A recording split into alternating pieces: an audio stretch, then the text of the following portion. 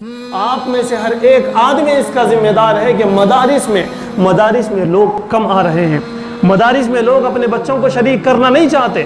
وہ جانتے ہیں کہ خطابت کریں گے تو کیا ملے گا، وہ جانتے ہیں کہ امامت کریں گے تو تنخواہ کیا ہوگی، وہ جانتے ہیں کہ مؤذنی کریں گے تو تنخواہ کیا ہوگی، وہ جانتے ہیں کہ مکتب میں اگر پڑھائیں گے تو تنخواہ کیا ہوگی، وہ جانتے ہیں کہ اگر کہیں درس دیں گے، درس قرآن دیں گے، درس حدیث دیں گے، کہیں جا کر بیان بھی کر لیں گے، کچھ بھی کر لیں، وہ دنیا کی ساری چیزیں کر لیں، لیکن ان کا روزگار کیا ہے وہ آپ جانتے ہیں۔ رب اشرح لی صدری ویسر لی امری واحلل عقدۃ من لسانی یفقهوا قولی اللهم صل على محمد وعلى آل محمد كما صليت على إبراهيم وعلى آل إبراهيم إنك حميد مجيد اللهم بارك على محمد وعلى آل محمد كما باركت على إبراهيم وعلى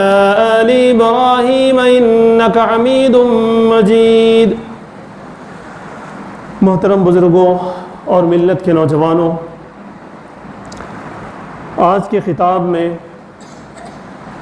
انشاءاللہ بات کرنے کی کوشش کی جائے گی کہ دینی تعلیم حاصل کرنے میں اور قوم اور ملت کا مدارس اسلامیہ یعنی کہ مدرسوں میں اپنے بچوں کو شریک نہ کرنے میں بے روزگاری کا بڑا دخل ہے۔ اس پہ انشاءاللہ ہم بات کرنے کی آج کوشش کریں گے۔ جب ہم قرآن کریم کا مطالعہ بغور کرتے ہیں تو سورہ توبہ کے اندر ہمیں یہ بات ملتی ہے کہ اللہ رب العزت نے ارشاد فرمایا کہ ایک جماعت کو چاہیے کہ وہ دینی تعلیم کو حاصل کرنے میں لگی رہے۔ رسول صلی اللہ علیہ وسلم کی سیرت مبارکہ کو ہم دیکھتے ہیں تو اللہ کے رسول صلی اللہ علیہ وسلم کو ہم پاتے ہیں کہ اللہ کے رسول نے بہت سارے صحابہ کو، صحابیات کو دینی تعلیم سے آراستہ فرمایا۔ اور جب ہم صحابہ اکرام کی زندگی کو دیکھتے ہیں تو ہمیں بات معلوم ہوتی ہے کہ صحابہ اکرام میں بہت سارے صحابہ اکرام ایسے تھے جنہوں نے تجارت کی، جنہوں نے باغ سنبھالا، لیکن وہیں بہت سارے صحابہ اکرام ایسے بھی ہیں جنہوں نے اللہ کے رسول صلی اللہ علیہ وسلم کے پاس تعلیم حاصل فرمائی۔ انہوں نے قرآن کریم کو لکھنا شروع کیا، صحابہ اکرام نے احادیث مبارکہ کو لکھنا شروع کیا، صحابہ اکرام نے اور صحابیات نے مسائل کو سمجھنا شروع کیا، اور ایک جماعت ایسی ہمیشہ رہی جو شریعت کو سمجھنے اور سمجھانے میں لگی رہی۔ انہی ساری چیزوں کو دیکھ کر فقہاء اکرام نے دینی تعلیم کو حاصل کرنا فرض کفایہ شمار فرمایا ہے۔ فرض کی دو قسمیں ہیں جیسا کہ آپ کو جاننا چاہیے، ایک فرض عین ہے اور ایک فرض کفایہ ہے۔ فرض عین کا مطلب ہوتا ہے کہ ہر آدمی پر انڈیویژل بھی وہ چیزیں ضروری ہوتی ہیں، جیسے نماز ہے، زکوٰۃ ہے اور حج ہے، اور بھی فرائض ہیں جیسا کہ آپ جانتے ہیں، وہ ہر آدمی پر اپنے اپنے طور پر وہ فرض ہے۔ جب اس پر وہ چیز ضروری ہوتی ہے اور فرض ہوتا ہے تو اسے ادا کرنا ضروری ہوتا ہے۔ لیکن کچھ چیزیں فرض کفایہ ہیں جس میں ہم جانتے ہیں کہ جنازے کی نماز ادا کرنا یہ فرض کفایہ ہے، مسجد کی تعمیر کرنا یہ فرض کفایہ ہے، اور بھی چیزیں ہیں۔ فرض کفایہ کا مطلب یہ ہوتا ہے کہ پوری بستی والوں پر ضروری ہوتا ہے کہ وہ کام کر لیں، پورے خاندان والوں پر ضروری ہوتا ہے کہ ان میں سے چند کم سے کم وہ کام کر لیں۔ ہر کوئی نہ کرے کوئی بات نہیں، لیکن کچھ کو چاہیے کہ وہ کریں۔ تو اسی طرح سے دینی تعلیم حاصل کرنا یہ بھی فرض کفایہ ہے۔ میں آپ کو صحابہ اکرام کے دور سے لے کر آج تک کی اگر میں آپ کو بات بتاؤں، بلکہ آج سے ذرا پہلے 10 سال 12 سال 8 سال پہلے تک کی اگر میں آپ کو بات بتاؤں تو دینی تعلیم حاصل کرنے کے اندر ہر طرح کے لوگ شامل ہوا کرتے تھے۔ صحابہ اکرام میں بھی بڑے بڑے پیسے والوں نے، بڑی بڑی کاروبار کرنے والوں نے دینی تعلیم حاصل کی ہے۔ صحابہ اکرام کا معاملہ یہ تھا کہ صحابہ اکرام ایک دن تجارت کے لیے جاتے تھے، تو دوسرے دن تعلیم حاصل کرنے کے لیے رسول پاک صلی اللہ علیہ وسلم کے پاس آتے تھے اور دینی تعلیم حاصل کرنے کی کوشش کرتے تھے۔ صحابہ اکرام کے بارے میں یہ بات بھی واضح طور پر سیرت میں ملتی ہے، صحابہ کی سیرت میں ملتی ہے کہ صحابہ اکرام اپنی اپنی باری لگوائے تھے اپنے اپنے طور پر۔ جیسے دو دوست ہیں تو ایک دوست تجارت کے لیے جاتے تو دوسرے دوست تعلیم حاصل کرنے کے لیے آتے، پھر نیکسٹ ڈے وہ دوست جنہوں نے تعلیم حاصل کی تھی وہ تجارت کے لیے جاتے، جنہوں نے مارکیٹ سنبھالا تھا وہ آتے آپ صلی اللہ علیہ وسلم کے پاس، مسائل سیکھتے، قرآن کریم کا ترجمہ سیکھتے، قرآن کریم کا مطلب سیکھتے، شریعت کو سیکھنے کی کوشش کرتے۔ اور آپ آگے آئیے، امام بخاری، امام مسلم، امام ترمذی، ان لوگوں میں بھی بہت سارے ائمہ حدیث ایسے ہیں جو بڑے مالدار تھے۔ اور آگے آپ آئیں تو امام ابو حنیفہ رحمۃ اللہ علیہ، امام شافعی رحمۃ اللہ علیہ، امام احمد بن حنبل رحمۃ اللہ علیہ، ان لوگوں میں بھی یہ جو بڑے بڑے امام تھے، علم کے گویا کہ یہ توپ تھے، بہت علم ان کے پاس تھا، لیکن ان میں بھی بہت سارے ایسے تھے جو بڑے مالدار تھے۔ اور آگے آپ آئیے، اولیاء اللہ کے اندر بھی آپ آئیے، اولیاء اللہ میں بھی بہت سارے ایسے تھے جو اپنے بل پہ پورا لنگر دن بھر کا چلاتے تھے اور شریعت کو بھی وہ سنبھالتے تھے، دین کو بھی وہ سنبھالتے تھے۔ میں بتانا یہ چاہتا ہوں کہ اس کے بعد والے بھی جب آئے تو ان لوگوں نے بھی، اچھے اچھے ڈاکٹرز نے بھی اپنے بچوں کو دینی تعلیم حاصل کرنے کے لیے مدرسوں میں ڈالا، اچھے اچھے انجینئرز نے بھی ڈالا، اچھے اچھے کاروبار والوں نے بھی اپنی اولاد کو دینی تعلیم کے حاصل کرنے کے اندر ڈالا۔ لیکن میں آپ کو بتا دوں، ادھر کچھ سال پہلے بھی بہت اچھے اچھے گھرانوں کے لوگ، بہت اچھے اچھے گھرانوں کے لوگوں نے بھی اپنے بچوں کو دینی تعلیم کے لیے مدرسوں میں ڈالا۔ جیسے گورنمنٹ امپلائیز ہیں انہوں نے بھی ڈالا، تاجر ہیں انہوں نے بھی بچوں کو ڈالا۔ لیکن میرے دوستو، جس کی مثال میں آپ کو دے سکتا ہوں، حیدرآباد میں بھی بہت سارے علماء، بڑے بڑے علماء اور پیر ایسے ہیں جن کے والدین اچھے خاصے گھرانے کے تھے، اچھے خاصے پیسے والے تھے۔ صاف مثال میں آپ کو دے دو، حیدرآباد کے اندر دین اور شریعت کو سنبھالنے والا ایک خانوادہ ہے، ایک گھر ہے، حضرت مولانا شاہ صوفی غلام محمد صاحب کا جو گھرانہ ہے، ان کے فرزندان پوری دنیا میں گویا کہ دین کو سنبھالے ہوئے ہیں اور شریعت کو سنبھالے ہوئے ہیں اور لوگوں کے اندر دین کو پھیلا رہے ہیں۔ ان کے جو والد تھے شاہ صوفی غلام محمد صاحب جو تھے وہ گورنمنٹ ٹیچر تھے، لیکن انہوں نے اپنی پوری اولاد کو انہوں نے دینی تعلیم کے لیے مدرسے میں ڈالا اور وہ آج دین کی خدمت کر رہے ہیں۔ آج آپ اپنے شہر میں دیکھ لیجئے، مولانا نعیم کوثر صاحب رشادی دامت برکاتہم، ان کے والد محترم گورنمنٹ امپلائی، مولانا عبداللہ خان صاحب حسامی دامت برکاتہم، ان کے والد محترم بھی گورنمنٹ امپلائی۔ میں آپ کے سامنے بیٹھا ہوا ہوں، میرے والد نے مجھے دینی مدرسے میں ڈالا، میرے والد محترم بھی گورنمنٹ امپلائی، میرے بھائی وغیرہ بھی بہت اچھے خاصے گھرانے کے ہیں۔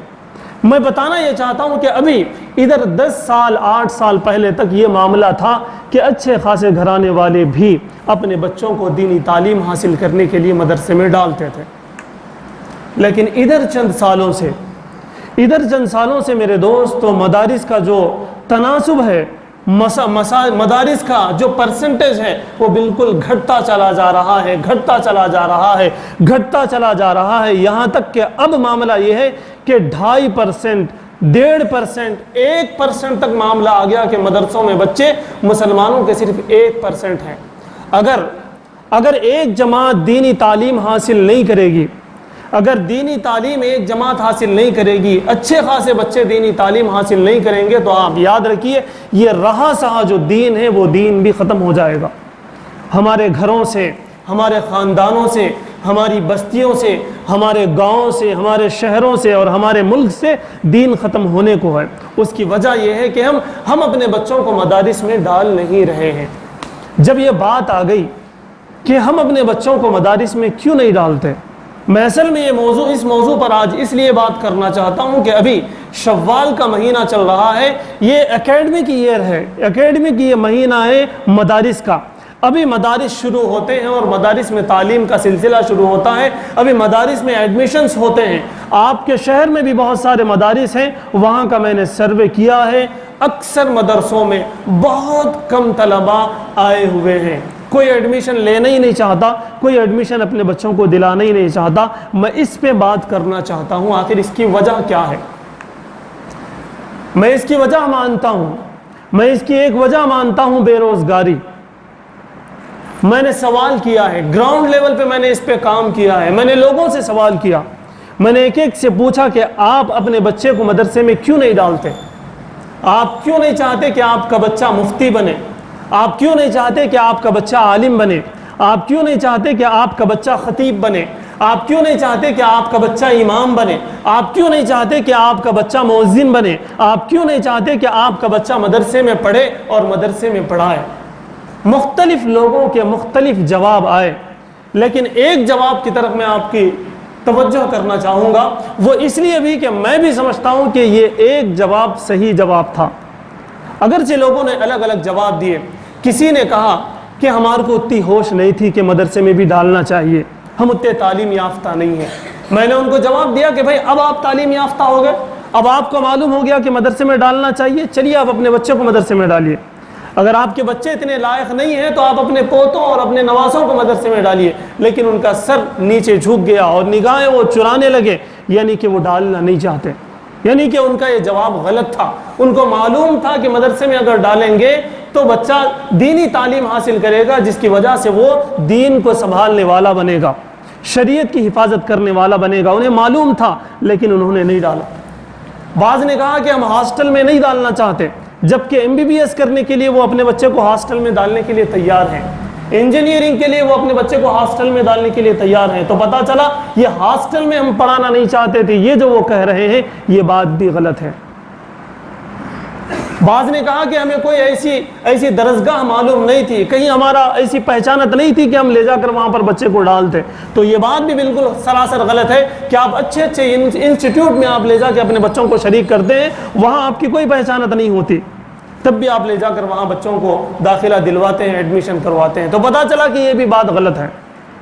اصل بات جو ہے، کسی نے وہ بات کہی، انہوں نے کہا کہ بے روزگاری وہاں پر ہے، روزگار نہیں ہے، اس لیے ہم اپنے بچوں کو مدرسے میں ڈالنا نہیں چاہتے۔ اور میں صاف الفاظ میں یہ کہہ دوں، پوری ذمہ داری کے ساتھ کہہ دوں کہ آج پوری امت اسی وجہ سے اپنے بچوں کو مدرسے میں نہیں ڈالتی ہے کہ وہاں پر روزگار نہیں ہے، روزگار نہیں ہے اور وہاں پر روزگار نہیں ہے۔ اور یہ حقیقت بھی ہے۔ بہت سارے لوگ جب یہ ویڈیو دیکھیں گے اور یہ میرا پیغام لوگوں کے پاس جائے گا تو بہت سارے لوگ مجھ پہ اعتراض کریں گے، میں اس کی پرواہ نہیں کروں گا۔ حقیقت یہی ہے، حقیقت یہی ہے، یا میں یوں کہوں کہ حقیقت یہ بھی ہے کہ مولویوں کے لیے کوئی صحیح روزگار نہیں ہے، جس کی وجہ سے امت اپنی اولاد کو مفتی بنانا نہیں چاہتی، عالم بنانا نہیں چاہتی، حافظ بنانا نہیں چاہتی، کہ وہ کہتے ہیں کہ بھائی وہ اس کا خود پلنا مشکل ہو جائے گا تو وہ ہمیں کیا پوچھے گا۔ اس لیے وہ چاہتے ہیں کہ وہ اپنے بچوں کو انجینئر بنائیں، وہ اپنے بچوں کو تاجر بنائیں، وہ اپنے بچوں کو ڈاکٹر بنائیں، وہ اپنے بچوں کو لائر بنائیں۔ کیوں؟ تاکہ ان تمام چیزوں کے اندر روزگار زیادہ ہے۔ اب میں مدعے پہ آنا چاہوں گا۔ اب مجھے آپ یہ بتائیے، جو لوگ یہ ویڈیو دیکھ رہے ہیں ان سے بھی میں کہوں گا کہ وہ کمنٹ کریں، ان علماء کا، ان حفاظ کا، ان دین کے خدام کا روزگار کہاں سے ہے؟ ان کا روزگار مدارس سے ہے، ان کا روزگار مکاتب سے ہے، ان کا روزگار ممبر سے ہے، ان کا روزگار عربی پڑھانے سے ہے، ان کا روزگار امامت سے ہے، ان کا روزگار مؤذنی سے ہے۔ اور ان تمام سٹرکچرز میں، ان تمام جگہوں پر ان کو تنخواہ دینے والے کون ہیں؟ ان کے تنخواہ دینے والے آپ ہیں، مسجد کے ذمہ دار آپ، مدرسے کے ٹرسٹی آپ، مسجد کی تعمیر میں حصہ لینے والے آپ، محترم مؤذن کی تنخواہ متعین کرنے والے آپ، امام صاحب کی تنخواہ بڑھانا ہے یا اتنی رکھنا ہے اس کا فیصلہ کرنے والے آپ، اگر کوئی آپ کی مسجد میں درس قرآن دیتے ہیں تو ان کو تنخواہ دینے والے آپ، اگر آپ کی مسجد میں کوئی خطابت کرتے ہیں تو ان کو چھوٹی تنخواہ دینے والے آپ، اگر کوئی آپ کی مسجد کا خادم ہے کسی بھی طرح کا، آپ کی مسجد میں اگر مکتب چلتا ہے تو بڑی تھوڑی تنخواہ دینے والے آپ۔ اب آپ بتائیے کہ ان کا روزگار جو کم ہو رہا ہے، ان کے روزگار پر جو حد کا آ گیا ہے، ان کے روزگار پر جو ٹھوکر لگ رہی ہے، وہ کہاں سے؟ اس کے ذمہ دار میرے دوستو آپ ہیں۔ آپ میں سے ہر ایک آدمی اس کا ذمہ دار ہے کہ مدارس میں لوگ کم آ رہے ہیں، مدارس میں لوگ اپنے بچوں کو شریک کرنا نہیں چاہتے. وہ جانتے ہیں کہ خطابت کریں گے تو کیا ملے گا, وہ جانتے ہیں کہ امامت کریں گے تو تنخواہ کیا ہوگی, وہ جانتے ہیں کہ مؤذنی کریں گے تو تنخواہ کیا ہوگی, وہ جانتے ہیں کہ مکتب میں اگر پڑھائیں گے تو تنخواہ کیا ہوگی, وہ جانتے ہیں کہ اگر کہیں درس دیں گے, درس قرآن دیں گے, درس حدیث دیں گے, کہیں جا کر بیان بھی کر لیں گے, کچھ بھی کر لیں, وہ دنیا کی ساری چیزیں کر لیں, لیکن ان کا روزگار کیا ہے وہ آپ جانتے ہیں. اسی وجہ سے, یا میں یوں کہوں اس وجہ سے بھی امت اپنی اولاد کو مدارس میں ڈالنا نہیں چاہ رہی ہے. تناسب کہاں تک پہنچا؟ 1% تک آ گیا, 1% تک آ گیا, اور بہت جلد 0.5 ہونے والا ہے, 0.5% تک یہ پرسنٹیج آنے والا ہے کہ مدارس سے لوگ دور ہوتے جا رہے ہیں. بہت سارے لوگ اس کی وجہ بتاتے ہیں کہ بھائی حکومتوں نے فری ہاسٹلز کھول دیے, وہاں پر تعلیم دی جا رہی ہے, اس کی وجہ سے ایسا ہو رہا. ٹھیک ہے, ان کی بھی بات اگر مان لیں, کچھ بھی ہو, لیکن مدارس کے اندر بہت کم تناسب ہے, بہت کم پرسنٹیج ہے, اور اس کی ایک وجہ یہ بھی ہے کہ ان لوگوں کے لیے روزگار نہیں ہے. میں آپ کو صاف انداز میں بتا دوں, اگر آپ کے محلے میں یہ بات معلوم ہو جائے, اگر آپ کے محلے میں یہ بات معلوم ہو جائے کہ آپ کے امام صاحب کی تنخواہ 30 سے 40 ہزار ہے, اگر آپ کے محلے میں یہ بات معلوم ہو جائے کہ آپ کے خطیب صاحب کی تنخواہ 20 سے 25 ہزار ہے, اگر آپ کے محلے میں اور آپ کو یہ معلوم ہو جائے کہ آپ کا بچہ اگر درس دے گا, قرآن کا درس دے گا, درس قرآن دے گا, ہفتے میں 1 مرتبہ دے گا, لیکن اس کی تنخواہ 15 سے 20 ہزار ہوگی, تو آپ بتائیے کتنے لوگ اپنے بچوں کو لے جا کر مدرسوں میں شریک کریں گے؟ کیوں؟ اس لیے کہ روزگار اچھا ہے, اس لیے کہ روزگار اچھا ہے. اس لیے میرے دوستو ہوش سنبھالنے کی ضرورت ہے. دین کے اوپر نت نئے حملے ہوتے جا رہے ہیں, ہمارے ملک میں بھی اور ملک سے باہر بھی اسلام کو ختم کرنے کی کوششیں کی جا رہی ہیں, اور میں صاف الفاظ میں کہہ دوں, ہم بھی ان کے اس کام میں ساتھ دے رہے ہیں. وہ کیسے؟ وہ ایسے کہ آج مدارس خالی ہیں, آپ کے شہر کے مدارس کا آج آپ سروے کر لیجئے, مدارس خالی ہیں. اور میں مانتا ہوں کہ مدارس خالی رہنے کی ایک وجہ یہ بھی ہے کہ ان لوگوں کو بے روزگاری ہے, ان لوگوں کے لیے روزگار نہیں ہے. اور میں یہ بھی صاف الفاظ میں کہہ دوں کہ ان کا روزگار آپ سے منسلک ہے. آپ کو تیار ہونا چاہیے, آپ کو تنخواہیں بڑھانا چاہیے, آپ کو ان کی آؤ بھگت کرنا چاہیے. میں نے اس سے پہلے بھی کہا, بار بار کہا, اور میں آج بھی کہنا چاہتا ہوں کہ آج ہم دیکھیں دوسرے مذاہب کے جو دھرم گرو ہوتے ہیں ان کے ساتھ ان کا کیا معاملہ ہے, اور آج ہمارا کیا معاملہ ہے. ہاں یہ بات بھی صحیح ہے, اس بات کا میں اقرار بھی کروں, بہت سارے لوگ چندے کھا جا رہے ہیں, بہت سارے لوگ غلط بھی ہیں, لیکن ان کے استثناء کے ساتھ جو لوگ صحیح ہیں, جو لوگ محنت کرنا چاہتے ہیں, بہت کم لوگ ایسے ہیں جو دھوکہ دیتے ہیں, بہت کم لوگ ایسے ہیں, گنے چنے لوگ ہیں جو چندہ کر کے کھا جاتے ہیں. اس کی بھی ذمہ داری آپ کی ہے کہ آپ صحیح آدمی کو دیکھ کر چندہ دیں, آپ صحیح آدمی کو پکڑیں, صحیح مدارس کو آپ چندہ دیں اور صحیح مدارس کو چلانے کی کوشش کریں. اور جو جنیون ہیں, جو صحیح لوگ ہیں, جو صحیح اپنی ذمہ داری ادا کر رہے ہیں, ان کو ہاتھوں ہاتھ لینے کی ذمہ داری آپ کی ہے. وہ اس لیے تاکہ اور لوگ جب دیکھیں تو وہ لوگ بھی اپنی اولاد کو مدارس میں شریک کریں, اپنی اولاد کو حافظ بنائیں, عالم بنائیں, مفتی بنائیں, خطیب بنائیں, امام بنائیں, مؤذن بنائیں. آخر بنانے کی کوئی وجہ تو دیں, اس لیے کہ ابھی شوال کا مہینہ ہے. آپ جا کر دیکھ لیں مدارس کو, آپ یہاں بھی دیکھ لیں, آپ حیدرآباد پہنچتے ہیں تو وہاں بھی دیکھ لیں کہ نہیں کے برابر بچے ہیں. بہت سارے مدارس میں 15 بچے, 20 بچے. آخر کیا ہو رہا؟ آپ سکولز کو دیکھ لیجئے, سکولز میں تو ایسے ایڈمیشنز ہیں اور ایسی جام ہو جاتی ہے روڈ, جہاں پر بھی سکول چھٹیں گا یا سکول شروع ہوگا تو وہاں پر جام لگ جائیں گا, اتنے بچے ہیں. بہت سارے سکولز ایسے ہیں جس میں زیادہ میجارٹی ہماری ہے, ہمارے بچوں کا پرسنٹیج زیادہ ہے, لیکن اسی محلے میں, اسی شہر میں انہی کی اولاد جو ہے مدارس کو جانے سے رہی. اس لیے میرے دوستو, اگر ہم پیچھے چلے جائیں گے, صحابہ کرام کے دور میں چلے جائیں گے, اولیاء اللہ کے دور میں چلے جائیں گے, ادھر کچھ ذرا پہلے بھی اگر ہم چلے جائیں گے تو بہت سارے لوگ, اپنے اچھے خاصے گھرانے کے لوگ, جیسا کہ میں نے پہلے بتایا, گورنمنٹ امپلائیز نے بھی, تاجروں نے بھی اور بڑے بڑے کاروباری والوں نے بھی اپنے بچوں کو حافظ, عالم, مفتی بنایا ہے.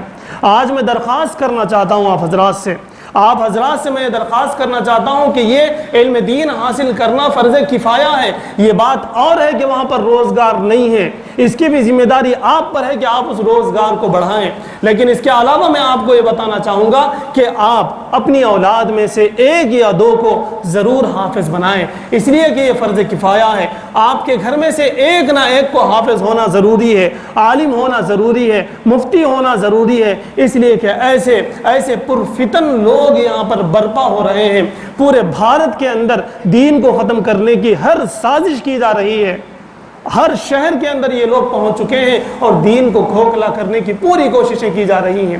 ہر جگہ وہ لوگ موجود ہیں، ہر جگہ وہ لوگ موجود ہیں، سکولز میں موجود ہیں، کالجز میں موجود ہیں، کمپنیز میں موجود ہیں، ہوٹلز میں موجود ہیں، پارکس میں موجود ہیں، ہر جگہ میرے دوستو وہ لوگ موجود ہیں جو دین پر حملہ کرنا چاہتے ہیں۔ اگر وہاں پر کوئی موجود نہیں ہے تو علماء نہیں ہے، نہیں ہے تو حفاظ نہیں ہے، نہیں ہے تو مفتیان اکرام نہیں ہے، نہیں ہے تو امام نہیں ہے۔ اس لیے میرے دوستو اپنے گھر کی اولاد میں سے کسی کو، خدا را کسی کو اپنے گھر کے ایمان کو بچانے کے لیے اگر آپ کے گھر میں کوئی ایک حافظ ہوگا تو آپ یقین جانیے آپ کے پورے گھر کے دین کی حفاظت وہ کر لے گا انشاءاللہ۔ آپ کے خاندان میں کوئی مفتی ہوگا تو وہ کوشش کرے گا کہ پورے خاندان کو وہ سنبھال لے۔ میں مفتی ہوں لیکن میں آپ کو صاف طور پہ بتا دوں کہ میں اپنے خاندان کو سنبھال نہیں سک رہا، میں اکیلا پڑ جاتا ہوں کہ خاندان بڑا ہے، لوگ مانتے نہیں، لوگ سنتے نہیں، اٹیچمنٹ لوگوں کا نہیں ہوتا۔ تو اس لیے ضروری ہے کہ ہر فیملی میں میری دوستو، ہر چھوٹے بڑے فیملی میں ایک عالم کا ہونا ضروری ہے، ایک مفتی کا ہونا ضروری ہے، ورنہ آپ میرے یہ الفاظ یاد رکھیں گے۔ بہت سارے لوگوں نے بھی یہ بات کہی ہے کہ اگلے سالوں میں، چند سالوں میں ہماری نسلیں گھنٹہ بجاتی نظر آئیں گی، یا ہماری نسلوں کے صرف نام ہوں گے، نہ وہ قرآن کو جاننے والے ہوں گے، نہ وہ رسول صلی اللہ علیہ وسلم کو پہچاننے والے ہوں گے، نہ انہیں نماز کا کوئی طریقہ معلوم ہوگا، نہ وہ وضو کو جان پائیں گے، نہ ان کو غسل معلوم ہوگا، کسی بھی طرح کی دین کی کسی بھی ایکٹیویٹی سے وہ جو ہے واقف نہیں ہوں گے۔ اس کی میں آپ حضرات کو گارنٹی دیتا ہوں، گویا کہ چند سالوں میں یہ معاملہ ہوگا۔ اگر ہم نے اپنی اولاد کو ایک ایک گھر سے ہر خاندان والے سروے کریں اور ان کے ایک ایک گھر سے ہر بستی والے سروے کریں اور ان کے ایک ایک گھر سے ایک ایک آدمی کو، ایک ایک بچے کو حافظ بننا ضروری ہے یا عالم بننا ضروری ہے یا مفتی بننا ضروری ہے، ورنہ آپ یاد رکھیں ہمارے اندر سے اور ہماری نسلوں سے یہ دین ختم ہو جائے گا اور ہم برباد ہو جائیں گے۔ اس لیے اس بات کی طرف توجہ دیں۔ ابھی یہ مدارس کا اکیڈمک یہ مہینہ ہے، ابھی جائیں اور اپنے بچوں کا داخلہ کروائیں، باضابطہ کروائیں، چھڑوا دیں، ان کو اوپن سے کروا دیں جو آپ کو کروانا ہو۔ بہت سارے بچے ایسے ہوتے جو باضابطہ ڈگری کرنا نہیں چاہتے، اوپن سے کرتے، ان کو آپ حافظ بنا دیں، عالم بنا دیں، ادھر اوپن سے بھی کروا دیں۔ بہت سارے لوگوں کا معاملہ یہ رہتا کہ بھائی ان کو MBBS بنانا نہیں ہے، انجینئر بنانا نہیں ہے، ان کو تو کاروبار کرنا ہے۔ ٹھیک ہے، ان کو عالم بنا دیجئے، پھر کاروبار ان سے کروا لیجئے، ان کو حافظ بنا دیجئے، پھر ان سے کاروبار کروا لیجئے، ان کو مفتی بنا لیجئے، پھر ان سے کاروبار کروا لیجئے۔ بہت اچھا وہ کاروبار کر سکیں گے اور آپ کے پورے خاندان اور آپ کے پورے گھر کے دین کی بھی وہ حفاظت کر سکیں گے۔ ورنہ تو ہمارے ہاتھ سے دین جاتا نظر آ رہا ہے، دین جاتا نظر آ رہا ہے اور دین جاتا نظر آ رہا ہے۔ بس اس گزارش کے ساتھ میں اپنی بات ختم کرنا چاہتا ہوں۔ اللہ تعالیٰ سے دعا ہے کہ اللہ تعالیٰ ہمیں تمام چیزوں کو سمجھنے اور ان چیزوں پر عمل کرنے کی توفیق عطا فرمائے۔ وآخر دعوانا الحمدللہ رب العالمین۔